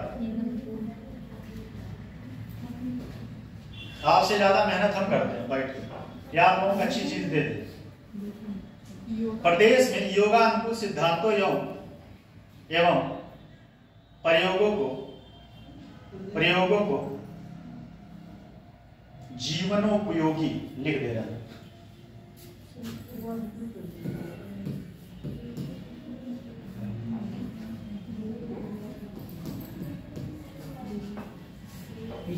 लिख लीजिए। हाँ, प्रदेश में योगानुकूल सिद्धांतों एवं प्रयोगों को क्या लिखा है, कौन पढ़ सकता है? जीवनोपयोगी। जीवनोपयोगी मतलब क्या होगा? हाँ, जीवन के लिए उपयोगी, जीवनोपयोगी। हिंदी साहित्य हमने पढ़े होते तो कैसे इतना अर्थ बता पाते आप? अर्थ लगभग हमें सब वर्ड का अर्थ पता रहता है। जीवनोपयोगी कार्य का व्यवहार में परिवर्तित करने के लिए, व्यवहार का कार्य तथा व्यवहार में परिवर्तित करने के लिए दीनदयाल उपाध्याय गोरखपुर विश्वविद्यालय, दीनदयाल उपाध्याय जिससे मैं पढ़ा हूं, दीनदयाल उपाध्याय गोरखपुर विश्वविद्यालय में महायोगी उपाध्याय, 60 फॉर्म लिख दीजिए DDU, बस DDU, हाँ DDU, दीनदयाल उपाध्याय गोरखपुर विश्वविद्यालय DDU में महायोगी गुरु श्री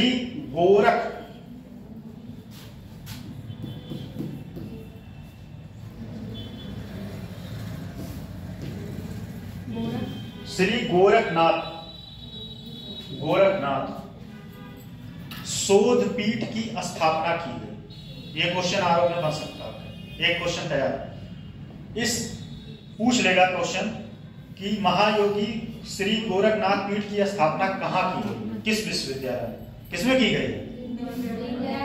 उपाध्याय। ठीक,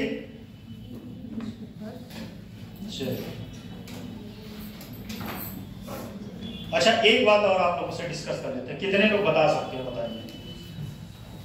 उत्तर प्रदेश में कितने केंद्रीय विद्यालय, केंद्रीय यूनिवर्सिटी कौन कौन, बताइए। बहुत सही, आप बताएं। 6 है। हाँ,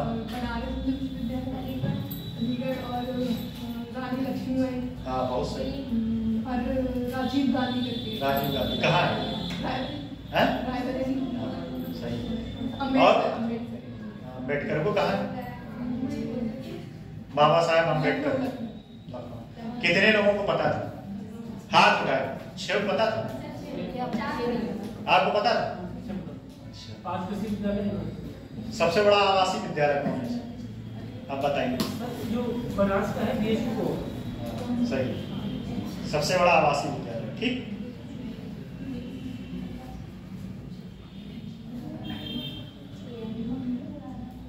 चलिए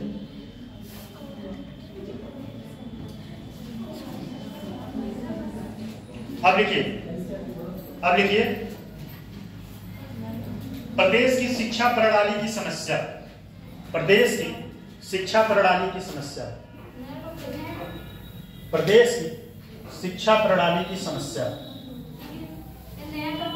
नहीं भाई, उसी में टॉपिक नया है बस।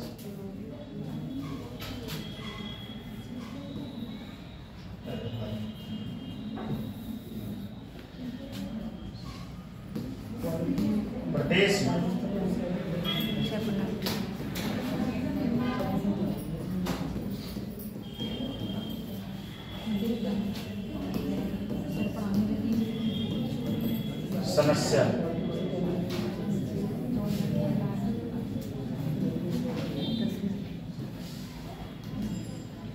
एक एक पॉइंट लिखते चलिए, एक एक पॉइंट हम समझाते चलेंगे, ठीक है। पहला इसमें लिखिएगा समस्या में, पहला पॉइंट, स्कूलों में अपर्याप्त बुनियादी ढांचा। स्कूलों में अपर्याप्त बुनियादी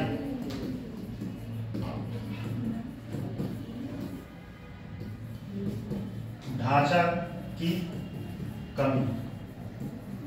ठीक, समझ लीजिए, उसके बाद आगे चलते हैं। स्कूलों में एक एक पॉइंट, इसमें 4-5 पॉइंट है, 4-5 पॉइंट समझ लीजिए, मन करेगा तो लिख लीजिए, नहीं समझने से काम चल जाए तो समझ लीजिए। पहली बात, अपर्याप्त बुनियादी ढांचा में क्या है? पहली बात, स्कूलों में जो है शौचालय की कमी। किसका? शौचालय। शौचालय किसके? फीमेल के लिए शौचालय की कमी, ठीक है।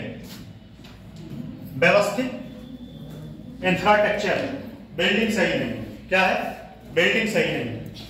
ऐसे जर्जर बिल्डिंग है, देखिए सफोकेशन, इसमें 2 साल आदमी बैठ जाए दमा बीमारी हो जाएगा उसको, पता है नहीं।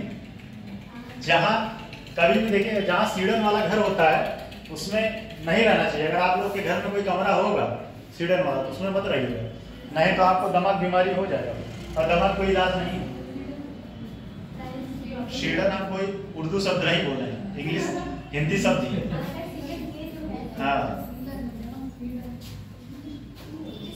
तो इसमें क्या है समझिए, इसमें क्या है? स्कूलों की बुनियादी ढांचा में कमी। सबसे पहली बात तो अच्छी जल की व्यवस्था नहीं, ठीक, जल की व्यवस्था की कमी है, शौचालय की कमी है, बिल्डिंग अच्छा नहीं है, बिल्डिंग जो है अच्छे नहीं है, बैठने की व्यवस्था नहीं है। बहुत सारे जगह यहाँ फैन लगा है, बहुत सारे जगह फैन की, मतलब समझ सिंपल सी बात है, इंफ्रास्ट्रक्चर में कमी है। इंफ्रास्ट्रक्चर में सब कुछ आ जाएगा। जैसे एसी नहीं लगा है, यहाँ भी एसी लगना चाहिए। आप लोग डिमांड करिएगा एक बार, आप लोग डिमांड करिएगा एसी लगना चाहिए। ये सब व्यवस्थाएं जो है, अच्छा इससे संबंधित एक बात और बता दें। जो लोग कहते हैं ना, एक बहुत अच्छा कॉन्सेप्ट मेरे दिमाग में याद आ गया। लोग कहते हैं ना कि पढ़ने के लिए जो है कोई भी स्थान पे आदमी पढ़ सकता है, उसके अंदर लगा।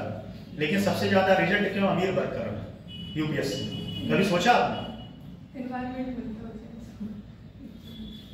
ये बात तो नहीं है, जो उसका रहने का स्थान होता है, हाँ, वो स्वच्छ होता है पूरी तरह से देखा जाए तो उसको मेंटली इस प्रकार। और कोई? पहली बात तो सिंपल सी बात है, जो अमीर वर्ग होता है, हम ऐसा नहीं कह रहे हैं, गरीब वर्ग भी रिजल्ट कर रहा है, लेकिन वही है अधों में कनवा राजा। बात में कोई, हाँ, कोई 2-4 में एक रिजल्ट कर दिया और कुछ कोचिंग वाले लेके उन्हीं को घुमाए रहते हैं, 1000-1000 का बैच चलाएंगे। उससे ज्यादा तो आपका अभ्युदय सिलेक्शन दे रहा है, पता है कि नहीं? 5-5 हजार लड़कों को पढ़ाते हैं, और कहीं एक बच्चा सिलेक्शन दे रहा है। अभ्युदय आपका उससे ज्यादा सिलेक्शन दे रहा है। पिछली बार 17 से ज्यादा अभ्युदय सिलेक्शन दिया यूपीएससी में, लेकिन आप लोग सीरियस नहीं है अभ्युदय को लेकर। इस बार सबसे ज्यादा यूपीपी में जितने कोचिंग सब मिला के दिए हैं, उससे ज्यादा अभ्युदय दिया सिलेक्शन यूपीपी में। बात क्या कह रहे थे हम, कहाँ भटक गए? बात क्या था? हाँ, अमीर वर्ग की बात ये था। अमीर वर्ग, अमीर वर्ग के पास सुख सुविधाएं ज्यादा होती है। समझिए, जैसे इसका एग्जांपल मैं बता रहा हूं। आपको गर्मी लग रहा है, ठीक है, समझिएगा बात, आपको गर्मी लग रहा है, आप नहीं पढ़ पा रहे, लेकिन वही बैठ के एसी में पढ़ रहा है, उसको कोई गर्मी नहीं। आप उसका कंपैरिजन कर पाएंगे? वो बैठ के एसी में पढ़ रहा है, उसको भूख लगा, तुरंत जूस आ गया है, कोई स्टडी मटेरियल चाहिए, ऑनलाइन मंगा लिया, ऑनलाइन पढ़ लिया। इसीलिए सुख सुविधाएं उनके पास ज्यादा है। और जिसके पास सुख सुविधाएं हैं, अगर वह थोड़ा सा अवेयर है तो उसका भोग करके वो सिलेक्शन ले सकता है। गरीब बेचारे जो है, बड़ी बात तो अपने गरीबी से संघर्ष कर ही रहे हैं, और सबसे ज्यादा वो इन्वायरमेंट से संघर्ष करते हैं। उनके पास अच्छे, अभी मतलब इलाहाबाद की ही बात कर लें या कहीं शहर की बात कर लें, मैं तो इलाहाबाद में रहा हूँ, पटना गया। पटना में छोटे छोटे मकानों में, छोटे छोटे रूम में 4-4, 5-5 बच्चे रहते हैं, पढ़ते हैं। सोच लीजिए कितना संघर्ष वाली जीवन है, और उसी में रह के वो पढ़ाई करते हैं, कितना टफ। और जिसके पास पैसा अच्छा है, वो गया एसी वाला रूम लिया, टिफिन लगवा लिया, अब उसका टाइम बच रहा है। आप 4 घंटा 2 टाइम खाना बनाएंगे, वो टिफिन लगवा दिया, वो टाइम अपना पढ़ लेगा, वो टाइम पढ़ ले। तो इसीलिए जो रिजल्ट ज्यादा इस समय अमीर वर्ग के बच्चे कर रहे हैं। इसमें हम किसी का बुरा नहीं, आप समझिएगा, इसमें कोई वो बात नहीं, गरीब बच्चे भी कर रहे हैं। लेकिन औसतन देखा जाए, आप उठा के देखिए, जितने IITian है सिलेक्शन दे रहे हैं, IITian है जितने सिलेक्शन दे रहे हैं, जो अच्छे घर से, जिसके पापा IAS है, ECS है, उन्हीं के बच्चे सिलेक्शन दे रहे हैं, क्योंकि उनको कोई इन्वायरमेंट मिल रहा है। तो इसमें बुनियादी ढांचा में कमी है। बुनियादी ढांचे में क्या क्या कमी है? शौचालय नहीं है, पानी की व्यवस्था अच्छी नहीं है, बिल्डिंग अच्छी नहीं है, ये सब सारी समस्याएं हैं। बात समझ में आया? अगला पॉइंट इसमें लिख लीजिएगा, प्रशिक्षित शिक्षकों की कमी।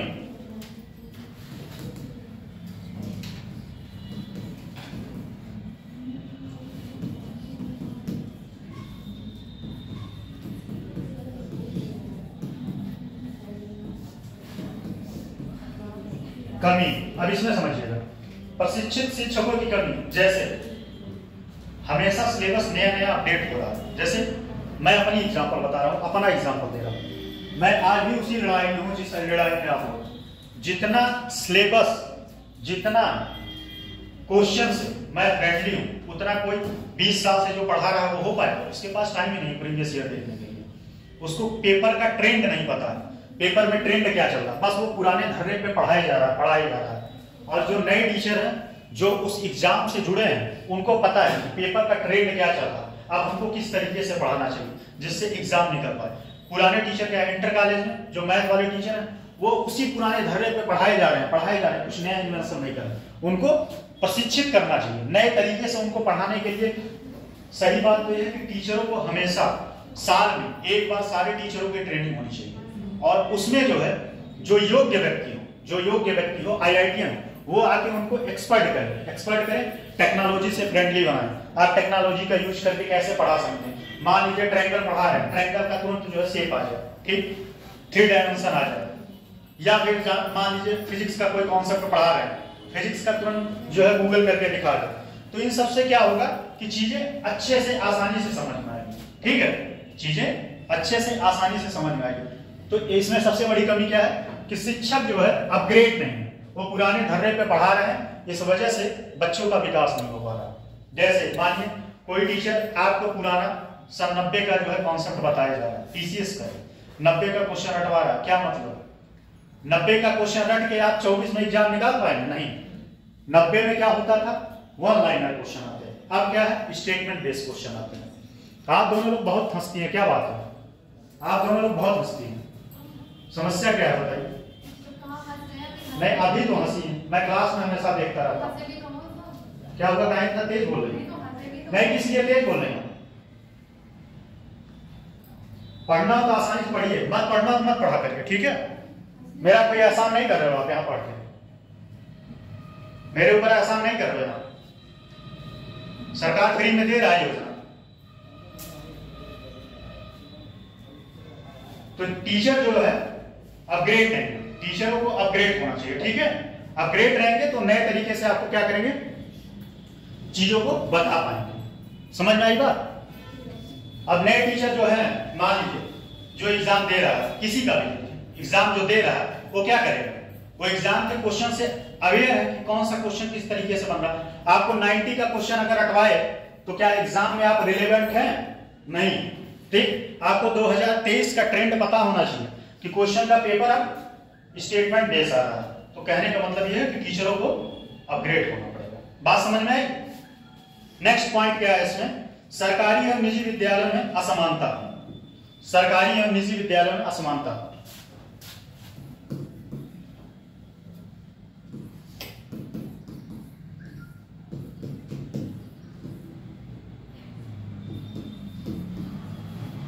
निजी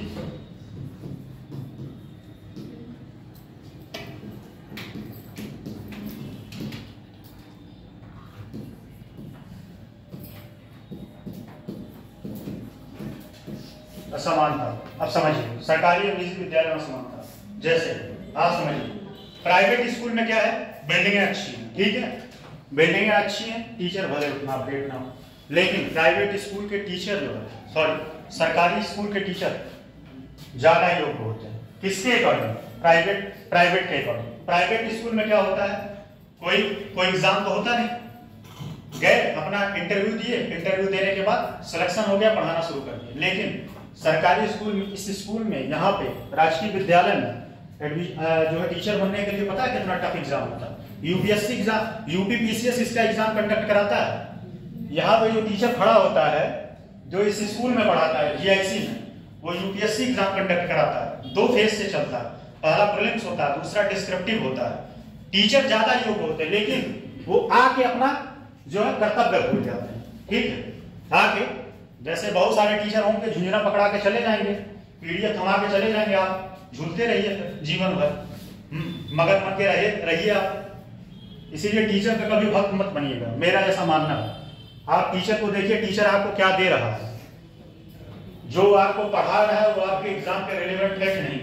ठीक, तो कहने का मतलब बस इतना है कि प्राइवेट स्कूल में इंफ्रास्ट्रक्चर अच्छे हैं, ठीक, लेकिन वहां एजुकेशन सिस्टम रटाने वाला, क्या है, रटाने वाला। लेकिन सरकारी में क्या है, इंफ्रास्ट्रक्चर की कमी है, लेकिन टीचर योग्य है। लेकिन समस्या इस बात की है कि वो आने के बाद अपना कर्तव्य भूल जाता है।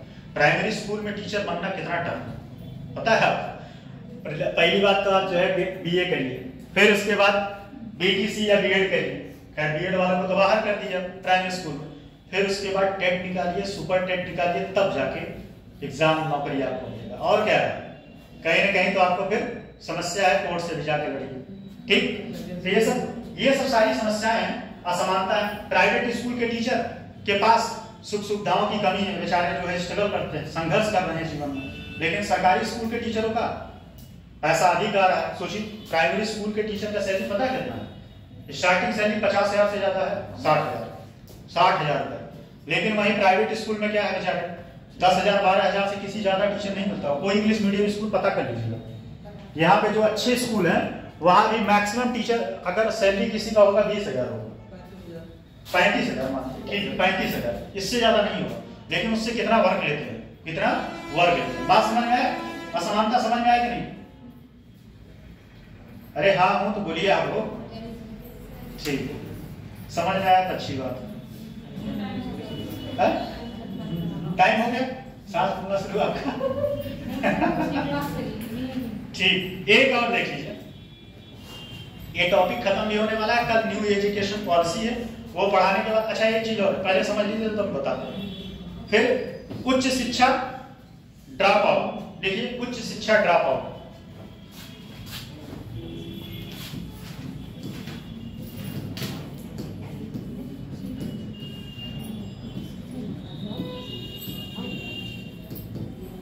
ड्रॉप आउट, अब उच्च शिक्षा में ड्रॉप आउट की समस्या क्या है समझिए इस बात में। जैसे सबसे बड़ी समस्या तो यह है कि प्रेफरेंस देना। बेटियों को जो है ज्यादातर, लिंग भेद बहुत आज भी भारत में प्रभावी है, बेटियों को ज्यादातर बाहर जाने का मौका नहीं मिलता। जैसे इंटर तक मान लीजिए गांव में अच्छी व्यवस्था है, स्कूल है, इंटर तक पढ़ ली, अब 5 किलोमीटर दूर स्कूल है। बहुत सारे माँ बाप कहते हैं अब चलो छोड़ो, जाने दो, क्या तुम इतनी दूर जाओगे, क्या मतलब है। तो उससे क्या होगा, कॉलेज में चाहे छोड़। और भी समस्या है, कॉलेज में पढ़ रही है, एडमिशन लेने के बाद वही बच्चे एडमिशन लेने के बाद आर्थिक स्थिति ठीक नहीं है, आर्थिक स्थिति नहीं ठीक है, उसको जो है काम करना पड़ा। अब काम करने की वजह से वो कॉलेज को ड्रॉप आउट कर दिया। अच्छा ड्रॉप आउट कर दिया, इसमें एक फायदा ये है न्यू एजुकेशन पॉलिसी में, अगर 3 साल के कक्षा में 3 साल का जो आपका चलता है, उस 3 साल में अगर आप पहले साल में छोड़ देते हैं, पहले क्या है कि अगर आप बीए कर रहे हैं पहले साल छोड़ दिए, कोई डिग्री में नहीं मिलेगा आपको, इंटर तक आपकी डिग्री मिलेगी।